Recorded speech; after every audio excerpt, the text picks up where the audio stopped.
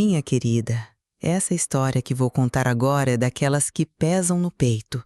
Eu duvido você me olhar com os mesmos olhos depois disso. Meu nome é Laura e meu padrasto me vendeu por 3 sacos de farinha em plena seca de 1970, quando eu tinha apenas 13 anos. Sinto o gosto amargo daquela noite até hoje. O céu estava tão estrelado que parecia zombar da nossa miséria.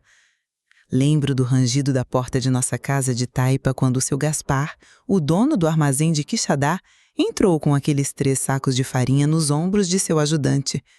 Ainda posso ouvir o barulho surdo quando os depositaram no chão batido da nossa sala. Tá aqui, como combinado. É pequeno, disse seu Gaspar para o meu padrasto, limpando o suor da testa com um lenço encardido. Agora a menina vem comigo. Naquele momento, meus olhos procuraram desesperadamente os da minha mãe. Estava sentada num canto escuro, o rosto escondido nas mãos, os ombros tremendo num choro silencioso. Foi quando entendi que não havia salvação, que eu tinha sido negociada como se fosse uma cabra ou um saco de milho. «Pega tuas coisas e vamos embora», ordenou seu Gaspar sem olhar diretamente para mim. «Não tenho a noite toda». Com as pernas bambas, fui até o quartinho onde dormia com meus 3 irmãos menores. Eles olhavam assustados, sem entender por que eu estava colocando minha única muda de roupa limpa e um pequeno terço de madeira que tinha ganhado da minha avó dentro de um saco de estopa. Dei um beijo em cada um, sabendo que poderia nunca mais vê-los. Enquanto saía, minha mãe finalmente levantou o rosto, inchado de lágrimas. Ela se aproximou, fez o sinal da cruz na minha testa e sussurrou: «Vá com Deus, minha filha». Foi só o que conseguiu dizer antes que meu padrasto gritasse da porta: «Anda logo, menina». Naquela noite, sob o céu estrelado do sertão cearense, comecei uma jornada que mudaria minha vida para sempre. Uma história de dor, mas também de uma força que eu nem imaginava possuir. A vida no interior do Ceará sempre foi dura. Mas aquele ano de 1970 foi particularmente cruel. A seca chegou mais cedo e se instalou como uma visita indesejada que se recusa a ir embora. Nascida e criada num pequeno vilarejo perto de Canindé, eu conhecia bem o que era passar necessidade, mas nunca como naqueles tempos. Nossa casa era simples, paredes de taipa, teto de palha e chão batido. Morávamos eu, minha mãe, meu padrasto e meus 3 irmãos menores. Meu pai verdadeiro tinha morrido quando eu tinha 5 anos, levado pela febre amarela. 2 anos depois, minha mãe se juntou com Pedro Curto, um homem de poucas palavras e muita bebida. Desde cedo aprendi a cuidar da casa e dos meus irmãos. Acordava antes do sol nascer para buscar água no açude, que ficava quase 1 hora de caminhada. Depois ajudava a minha mãe com o café, quando tínhamos o que comer, e cuidava da limpeza e das crianças enquanto ela ia trabalhar, lavando roupa nas casas das famílias mais abastadas. Meu padrasto, vinha! Às vezes sumia por dias, outras vezes voltava com algum dinheiro que logo gastava na cachaça. Quando estava em casa, o clima ficava pesado. Qualquer coisa era motivo para gritar com minha mãe ou dar uns tapas nas crianças. Comigo ele mantinha a distância, talvez porque desde pequena eu o encarava sem medo, mesmo depois de levar uns tabefes. A escola... que saudade! Eu frequentei até os 9 anos quando a professora se mudou para a cidade grande e ninguém veio substituí-la. Naqueles poucos anos, aprendi a ler, escrever e fazer contas básicas. À noite, à luz do lampião, eu lia para meus irmãos os poucos livros que tinha guardado. Era como uma pequena fuga daquela realidade tão árida. Quando a seca de 70 chegou, nossa situação piorou drasticamente. O açude secou, os poucos animais que tínhamos morreram e o trabalho de minha mãe diminuiu porque até as famílias mais ricas estavam economizando. Via meus irmãozinhos definhando dia após dia, com a barriga inchada de vermes e vazia de comida. Papagaios de papel não voavam mais no céu do sertão. O vento carregava apenas a poeira e o desespero. Lembro da noite em que ouvi meu padrasto e minha mãe discutindo em voz baixa. Ele dizia que seu Gaspar, o dono do maior armazém de Quixadá, estava precisando de uma ajudante e havia oferecido comida em troca. Minha mãe chorava baixinho, implorando que houvesse outro jeito. Naquela noite, rezei muito apertando meu terço de madeira entre os dedos magros, pedindo a Deus que nos mandasse chuva, comida, qualquer milagre. Mas o céu permaneceu seco E o milagre nunca veio. Naquela viagem, no lombo da carroça de seu Gaspar, sob o luar do sertão, senti o mundo desabar sobre meus ombros. Ainda menina, o sacolejo da carroça embalava meus pensamentos confusos enquanto deixávamos para trás o lugarejo onde eu havia nascido. À medida que nos afastamos, vi as luzes fracas das lamparinas sumirem no horizonte, como estrelas sendo engolidas pela escuridão. Tu vai gostar de Quixadá, menina, disse seu Gaspar, quebrando o silêncio. Lá tem movimento, tem gente, tem comércio. Sua voz rouca não combinava com as palavras quase amigáveis. Na minha mercearia tu vai aprender um ofício. É melhor que ficar morrendo de fome nesse fim de mundo. Não respondi. As lágrimas secavam em meu rosto enquanto eu tentava entender o que tinha acontecido. Minha mãe, sempre tão protetora, apesar de todas as dificuldades, tinha permitido que eu fosse levada? Será que 3 sacos de farinha valiam mais que uma filha? Essa pergunta martelava em minha cabeça como um prego sendo enterrado no coração. Olha, menina, não pense que vai ser moleza, continuou ele agora com um tom mais duro. Tu vai trabalhar para pagar o que dei pro teu padrasto. Comida e um canto para dormir tu vai ter, mas vai ter que suar a camisa. Chegamos a Quixadá já perto da meia-noite. A cidade dormia, mas mesmo na penumbra pude ver que era bem maior que meu povoado. Casas de alvenaria, ruas mais largas, uma igreja grande na praça central. Em outras circunstâncias, eu teria ficado maravilhada. A mercearia de seu Gaspar ficava numa esquina. Era um prédio de 2 andares. Embaixo, o comércio, em cima, a casa onde ele morava com a esposa Dona Marta, uma mulher magra e de olhar desconfiado que me recebeu com um muxoxo de desaprovação. É essa a menina? Tá magra que nem vara de marmelo. Será que aguenta o serviço? Tem que aguentar. Dei 3 sacos de farinha por ela. Fui levada para um quartinho nos fundos da mercearia. Tão pequeno que mal cabia o catre velho e um banquinho. As paredes tinham manchas de umidade e o cheiro de mofo se misturava com o de querosene. Uma lamparina velha foi minha única luz naquela primeira noite longe de casa. Deitada naquele colchão que mais parecia um fardo de algodão pisoteado, deixei as lágrimas correrem livremente. Chorei por minha mãe, por meus irmãos, pela injustiça de ter sido trocada por comida. Mas, principalmente, chorei pelo medo do desconhecido que me aguardava na manhã seguinte. Antes mesmo do galo cantar, fui acordada por Dona Marta batendo na porta. Acorda, menina, tem muito serviço esperando. E olha, não pensa que tá aqui de passeio, não. Seu Gaspar é homem de palavra e vai te dar o que prometeu. Mas tu vai ter que merecer. Ali começava a minha nova vida, como uma espécie de escrava moderna vendida por 3 sacos de farinha em plena seca de 1970. Mal sabia eu que o verdadeiro plano de seu Gaspar para mim era ainda mais sombrio do que eu poderia imaginar. Os primeiros dias na mercearia de seu Gaspar passaram como um borrão de tarefas intermináveis. Acordava antes do sol nascer para limpar o estabelecimento. Antes de abrir, varria o chão, tirava o pó das prateleiras, organizava as mercadorias e lavava a calçada. Quando os primeiros clientes chegavam, eu já estava exausta. Mas o dia apenas começava. Aprendi rapidamente a atender no balcão, pesar mercadorias e fazer entregas pelas redondezas. Meu sotaque do interior e meus modos simples provocavam alguns risos dos clientes da cidade, mas engoli o orgulho e segui trabalhando. Cada risada, cada olhar de desprezo era como um espinho que eu guardava dentro do peito. À noite, depois de fechar a mercearia, ainda tinha que ajudar Dona Marta na cozinha, lavar a louça e só então podia me recolher ao meu quartinho nos fundos. Meu corpo doía, meus dedos estavam sempre em carne viva, mas o pior era a saudade que apertava o peito.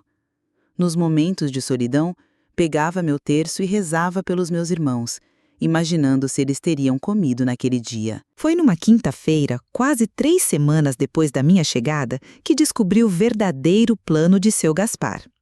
Eu estava no depósito organizando sacos de feijão quando ouvi vozes vindas da parte da frente da mercearia.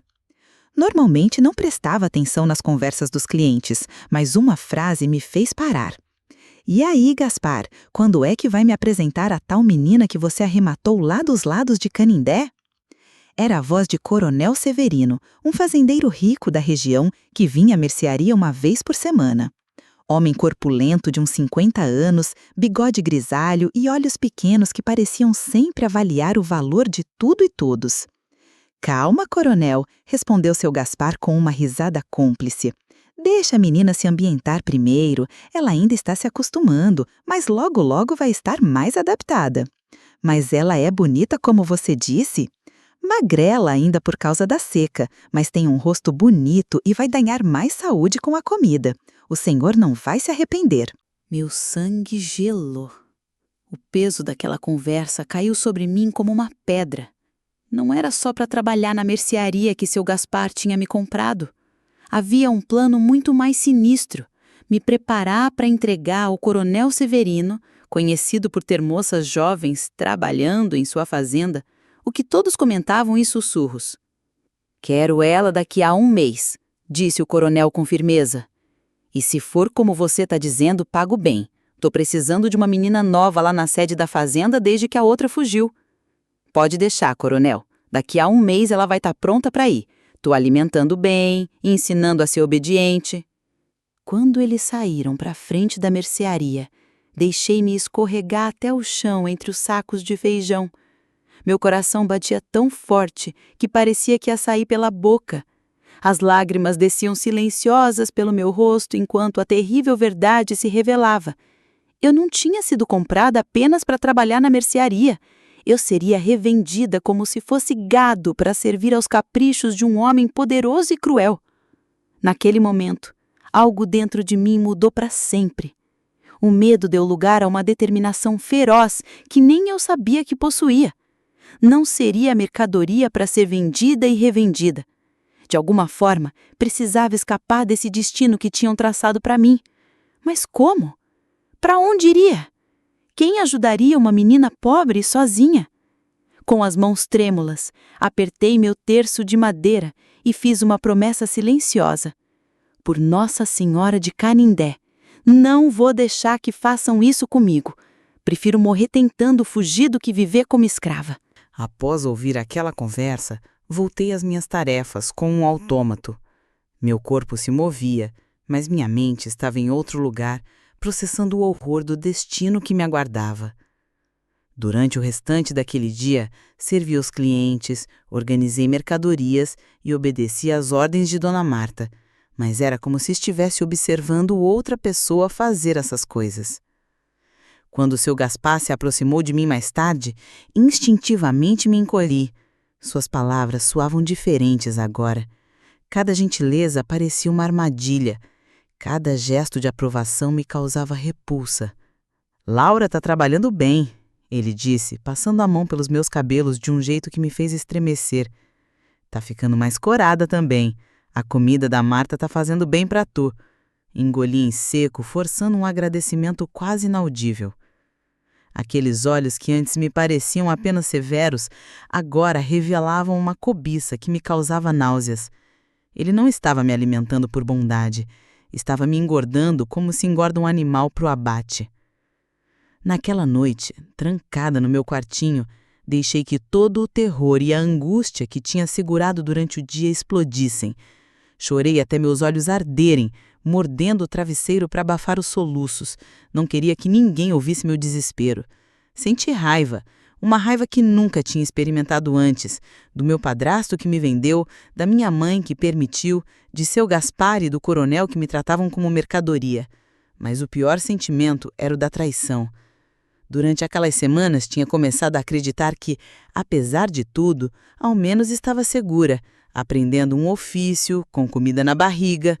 Era como se o chão tivesse sumido sobre meus pés novamente. A solidão me envolveu como um manto pesado. Não havia ninguém a quem recorrer, ninguém que se importasse com o que aconteceria comigo. Sentada na beirada daquele catre velho, com apenas a fraca luz da lamparina iluminando o quarto, olhei para minhas mãos calejadas e magras, mãos de criança que foram forçadas a trabalhar como adulta. Pensei nos meus irmãos. na possibilidade de nunca mais vê-los. Pensei na minha mãe. Será que ela sabia do verdadeiro destino que me aguardava quando permitiu que me levassem? A dúvida era uma faca retorcendo na ferida. Não sou um saco de feijão a ser vendida, sussurrei para mim mesma, lágrimas secando no rosto. Não sou um animal para ser negociada. Aquela noite foi a mais longa da vida.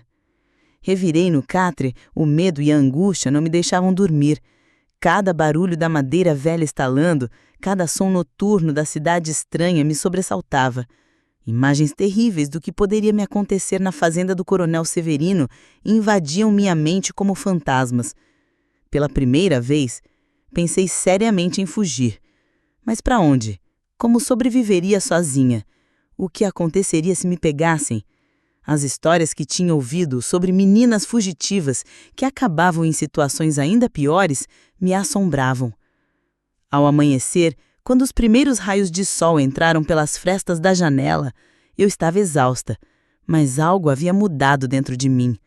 O medo ainda estava lá, pulsante, mas ao lado dele havia nascido uma determinação feroz. Eu ainda não sabia como, mas não seria entregue ao Coronel Severino. Não seria tratada como propriedade. Naquela manhã, enquanto varria a mercearia antes de abrir, observei cada detalhe do lugar com novos olhos. Não era mais apenas meu local de trabalho, era minha prisão, da qual precisava escapar antes que fosse tarde demais.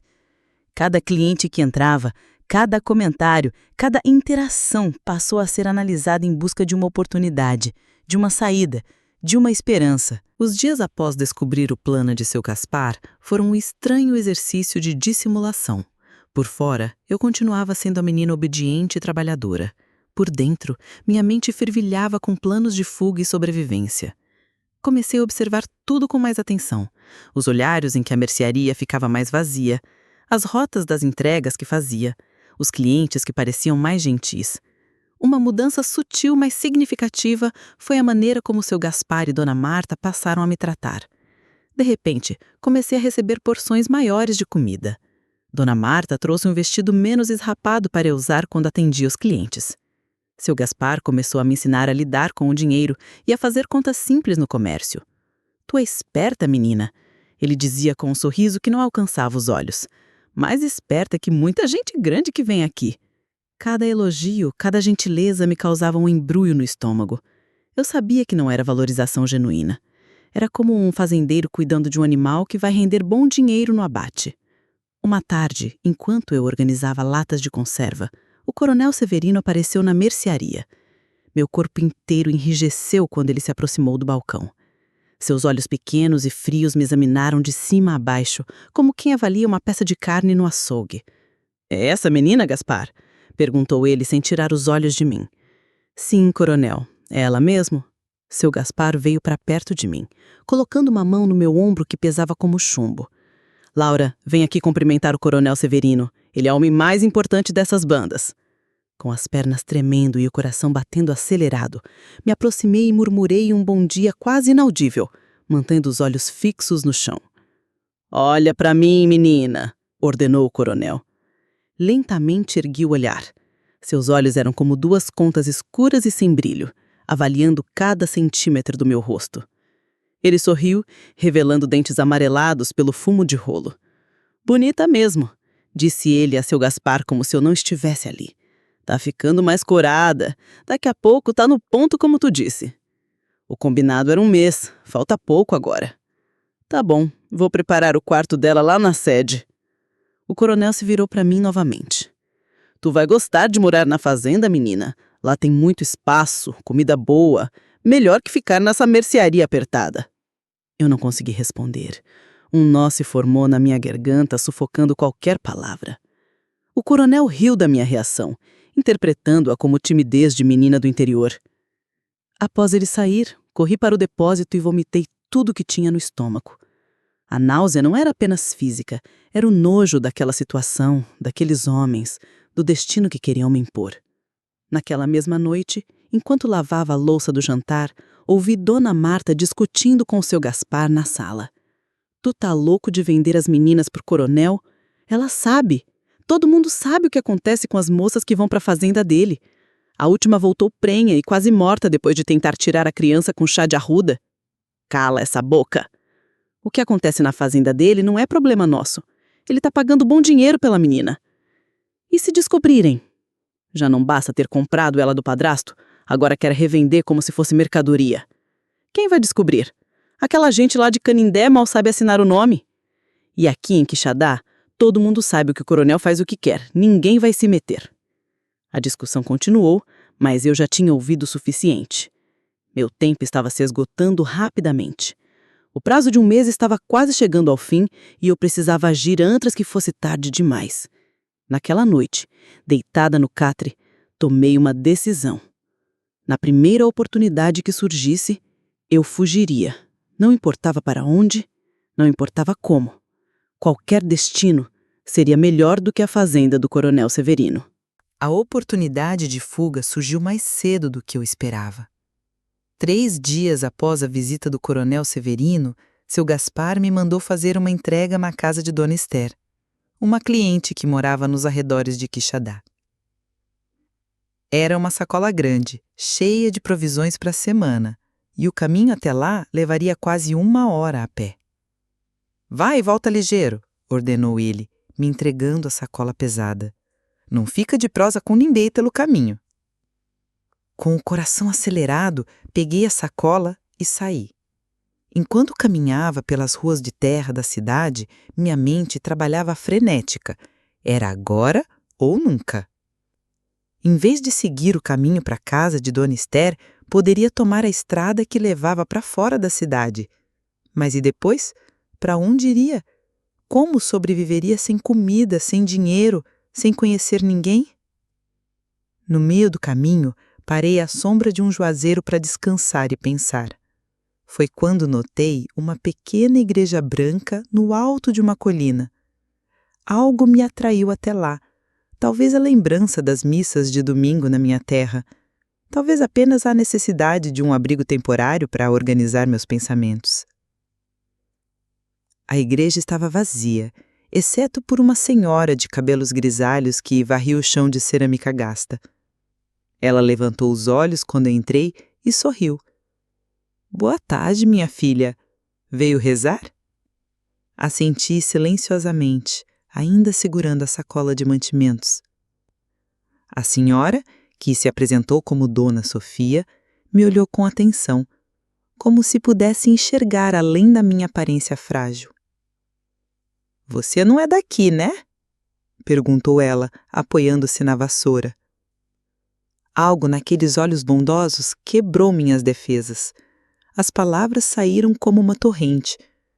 Contei sobre o meu padrasto, sobre os 3 sacos de farinha, sobre a mercearia de seu Gaspar e o terrível destino que me aguardava na fazenda do Coronel Severino.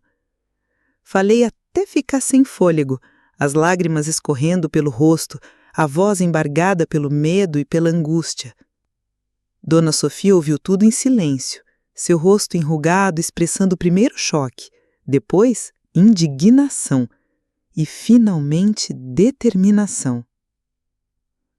Minha filha, disse ela, quando eu terminei. Isso que estão fazendo com você é crime, é pecado aos olhos de Deus e crime aos olhos da lei. Mas eu não tenho para onde ir, respondi, enxugando as lágrimas. Se eu fugir, vou me encontrar, e se voltasse para casa, meu padrasto me venderia de novo. Dona Sofia ficou pensativa por alguns momentos, como se travasse uma batalha interna. Por fim, decidiu-se. Vou te ajudar. Tenho uma prima em Fortaleza que pode te abrigar por um tempo, mas não podemos agir precipitadamente.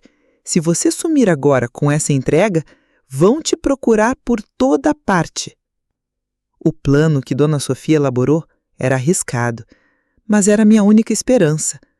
Eu deveria voltar à mercearia, continuar trabalhando normalmente por mais alguns dias, enquanto ela preparava tudo para minha fuga. No domingo seguinte, quando eu fosse liberada para ir à missa, uma generosidade recente de seu Gaspar para mostrar que não me tratava mal, ela me encontraria na igreja e me levaria até a estação rodoviária. De lá, eu pegaria um ônibus para Fortaleza, onde sua prima Me esperaria. E quanto aos mantimentos de Dona Esther? Perguntei, olhando para a sacola que ainda segurava. Vamos fazer a entrega juntas. Assim você não se atrasa e não levanta suspeitas. Naquele momento, pela primeira vez desde que saí de casa, senti uma fagulha de esperança. Talvez eu conseguisse escapar do destino terrível que tinham planejado para mim. Os dias seguintes foram uma tortura. Cada hora parecia se arrastar enquanto eu fingia a normalidade na mercearia. Sorria para os clientes, obedecia às ordens de seu Gaspar e Dona Marta e contava mentalmente as horas até o domingo. À noite, no meu quartinho, ensaiava como agiria, o que diria, como me comportaria para não levantar suspeitas. Mas o destino, que já tinha sido tão cruel comigo, preparava mais um golpe. Na sexta-feira, 2 dias antes da fuga planejada, o coronel Severino apareceu na mercearia. Seu rosto, normalmente impassível, mostrava uma inquietação. Gaspar, preciso levar a menina amanhã mesmo, anunciou ele, batendo com força no balcão. Minha governanta pediu as contas de repente e tô precisando de alguém lá na sede urgente. Meu sangue gelou. Seu Gaspar pareceu hesitar, olhando de mim pro coronel. Mas o combinado era só na semana que vem, argumentou ele. A menina ainda está se acostumando aqui. Aumenta 10.000 cruzeiros no pagamento, respondeu o coronel, sacando um maço de notas do bolso. É pegar ou largar? Vi os olhos de seu Gaspar brilharem com ganância diante do dinheiro. Ele estendeu a mão, pegou as notas e as contou lentamente. Tá certo então, coronel. Amanhã de manhã o senhor pode vir buscar ela. Meu mundo desabou. O plano cuidadosamente elaborado com Dona Sofia tinha acabado de ir por água abaixo. Em menos de 24 horas, eu estaria na fazenda do coronel, sem qualquer esperança de fuga. Quando a noite chegou e todos foram dormir, me encolhi no catre com um desespero que nunca tinha sentido antes. Não conseguia chorar, estava além das lágrimas. A única certeza era que não podia esperar até o domingo. Precisava fugir naquela mesma noite, mesmo sem plano, mesmo sem destino certo. Esperei até que os roncos de seu Gaspar pudessem ser ouvidos pelo corredor. Com cuidado para não fazer barulho, juntei minhas poucas coisas, o terço de madeira, um lenço que tinha ganhado de Dona Marta e uma troca de roupa. Não tinha dinheiro, não tinha comida, mas tinha determinação. Descalça para não fazer barulho, atravessei a cozinha escura. A porta dos fundos estava trancada, com a chave guardada no quarto de seu Gaspar. Teria que sair pela frente, atravessando a mercearia. Com o coração na boca, destranquei a porta que separava a casa da loja e entrei no ambiente escuro, iluminado apenas pela luz fraca da lua que entrava pelas janelas. Foi quando ouvi um ruído, um leve arrastar de pés no assoalho de madeira. Congelei, sentindo o sangue pulsar nas têmporas. Uma sombra se moveu entre as prateleiras. Aonde pensa que vai, menina? A voz de Dona Marta cortou o silêncio como uma navalha. Ela estava sentada numa cadeira, perto do balcão, quase invisível na penumbra, como se estivesse me esperando. Eu gaguejei, incapaz de inventar uma desculpa. Tá pensando em fugir, não é? Ela se levantou lentamente. Achou que a gente não ia perceber? Tu não é a primeira que tenta. Recuei alguns passos, buscando desesperadamente uma saída. Dona Marta avançou, mas, para minha surpresa, não gritou por seu Gaspar. Em vez disso, falou em voz baixa. Escuta aqui, menina. Sei o que o coronel faz com as moças que vão para a fazenda dele. Não concordo com isso, mas não posso ir contra meu marido. Ela suspirou profundamente. Mas também não vou ser cúmplice de deixar uma criança na mão daquele monstro. Confusa, observei enquanto ela pegava algo de dentro do avental de avental, um pequeno embrulho de pano. Aqui tem dinheiro suficiente para uma passagem até Fortaleza, disse ela, me entregando o pequeno pacote. Não é muito, mas deve dar para tu te virar por uns dias até encontrar trabalho. Olhei para o embrulho, depois para ela, sem conseguir entender aquela mudança repentina. Por quê? Foi tudo o que consegui perguntar. Porque também já foi menina em dia. E porque não conseguiria viver comigo mesma se não fizesse nada. Ela me guiou até a porta da frente, destrancando-a com cuidado para não fazer barulho. Vai pela Rua dos Fundos. Até chegar na estação, O primeiro ônibus para Fortaleza sai às 5 da manhã. Fique escondida até lá e nunca mais volte a Quixadá enquanto o coronel Severino ou meu marido estiverem vivos. Antes que eu pudesse agradecer, ela me empurrou gentilmente para fora e fechou a porta. Ali estava eu, sozinha na noite escura, com um pequeno embrulho de dinheiro e o coração disparado, entre o medo e a esperança. A estrada para Fortaleza foi longa e cheia de sobressaltos. A cada parada do ônibus, eu me encolhia no banco, temendo ver o rosto severo de seu Gaspar ou os olhos frios do coronel Severino. Apertava o pequeno embrulho de dinheiro que Dona Marta havia me dado, meu único recurso naquele mundo desconhecido. Chegando na capital cearense, fui tomada por um misto de maravilhamento e terror. Nunca tinha visto tantas pessoas, tantos carros, tanto barulho. As ruas largas, os prédios altos, as luzes, tudo era tão diferente do meu pequeno vilarejo ou mesmo de Quixadá. Como uma formiguinha perdida num mundo gigante, caminhei sem rumo, tentando decifrar aquela cidade que parecia engolir gente. Não tinha como encontrar a prima de Dona Sofia. Não sabia seu endereço nem seu nome completo. Estava verdadeiramente sozinha. Com o dinheiro de Dona Marta, comprei um pão e uma banana numa quitanda e perguntei onde poderia encontrar trabalho. "Uma pirralha como você?" riu o dono da quitanda. "Vai procurar as madames dos Meireles ou da Aldeota. Sempre precisam de empregadinhas. Mas cuidado, viu? Tem muita gente ruim nessas ruas." Seguindo vagamente as direções que me deram, caminhei por horas até chegar a um bairro de casas grandes e muradas.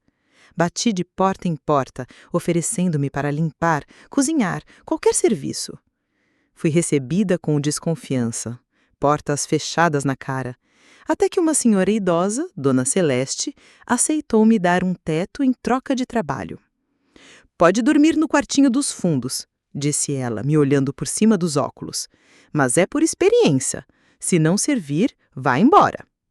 O quartinho dos fundos era pouco mais que um depósito com uma cama improvisada, mas para mim parecia um palácio depois de tudo que havia passado. Trabalhava de sol a sol. Limpava, polia a casa enorme, lavava pilhas intermináveis de roupa no tanque, cozinhava seguindo as receitas complicadas que Dona Celeste exigia. Meus dedos rachavam do sabão em pó barato, minhas costas doíam de tanto esfregar o chão. Mas eu não reclamava. Pela primeira vez, estava trabalhando por escolha própria, não como mercadoria vendida. O tempo foi passando e fui me adaptando à vida na capital. Dona Celeste, apesar de exigente, não era má pessoa. Começou a me ensinar a ler melhor, impressionada que eu já conhecesse as letras. Nas noites, depois que ela ia dormir, eu ficava debruçada sobre os livros velhos que encontrava na estante da sala, decifrando palavras, ampliando meu vocabulário, sonhando com um futuro diferente.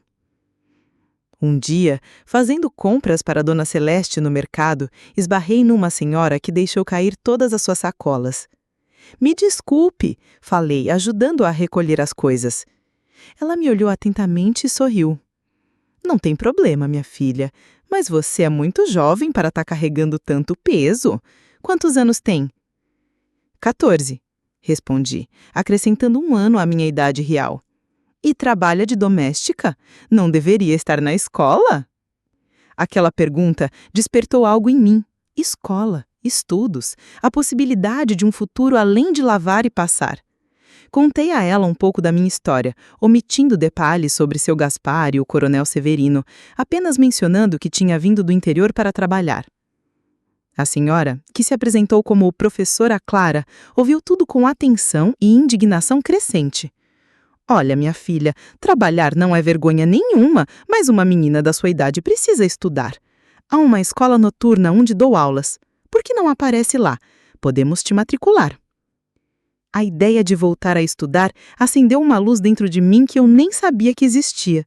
Naquela mesma noite, contei a Dona Celeste sobre meu desejo de frequentar a escola noturna. "Escola?" franziu o senho. "E quem vai lavar a louça do jantar? Quem vai passar minhas roupas?" "Posso fazer tudo antes de ir, prometo", desesperada. "Acordo mais cedo, durmo mais tarde, faço qualquer coisa, só quero estudar." Após muita negociação, Dona Celeste concordou. Eu poderia frequentar a escola 3 noites por semana, desde que todo o serviço estivesse impecável. Assim, começou minha jornada de estudos, abrindo portas que eu jamais imaginara possíveis para uma menina vendida por 3 sacos de farinha. Os meses foram passando e lentamente fui construindo uma nova vida em Fortaleza. A escola noturna se tornou meu refúgio, minha esperança. Professora Clara tomou-me sob sua proteção, impressionada com minha sede de conhecimento e rapidez em aprender. Nas horas vagas, devorava livros que ela me emprestava, viajando para mundos distantes através das palavras, descobrindo ideias e possibilidades que jamais teria conhecido no meu pequeno vilarejo. No entanto, o medo nunca me abandonou completamente. Às vezes, ao esbarrar com algum homem de aparência semelhante à de seu Gaspar ou do Coronel Severino, meu coração disparava e eu me escondia, temendo ser reconhecida e levada de volta. Nos pesadelos que ainda me atormentavam, eu corria por campos de terra rachada, perseguida por sombras que queriam me jogar num saco de farinha. Trabalhei na casa de Dona Celeste por quase 2 anos. Com o tempo, nossa relação evoluiu de patroa e empregada para algo mais próximo de avó e neta. Ela se orgulhava dos meus progressos na escola e até começou a me pagar um pequeno salário, que eu guardava religiosamente numa lata de goiabada embaixo do colchão. Foi durante esse período que conheci Mestre Ramiro, um carpinteiro que vinha regularmente fazer reparos na casa de Dona Celeste. Homem simples, mas de grande sabedoria. Ele ficou impressionado quando me viu lendo um livro durante meu intervalo. "Não é todo dia que se vê uma mocinha como você interessada em livros", comentou ele. "Quero ser professora um dia", confessei, revelando um sonho que nem tinha admitido para mim mesma até aquele momento. Mestre Ramiro sorriu. "Bom sonho! Mas sabia que também dá para ganhar dinheiro com esse seu talento para as letras?" Ele explicou que precisava de alguém para ajudá-lo com orçamentos, recibos e correspondências para seus clientes, já que mal sabia assinar o próprio nome. Assim começou o meu segundo trabalho, algumas horas por semana, ajudando o mestre Ramiro com seus documentos. O dinheiro que ganhava ia direto para minha latinha de goiabada, alimentando um plano que começava a se formar na minha cabeça. Quando completei 16 anos, tomei uma decisão. Voltaria a Canindé para buscar meus irmãos. Não tinha notícias deles desde que fui vendida pelo meu padrasto e a preocupação me corroía. Precisava saber se estavam bem, se estavam vivos.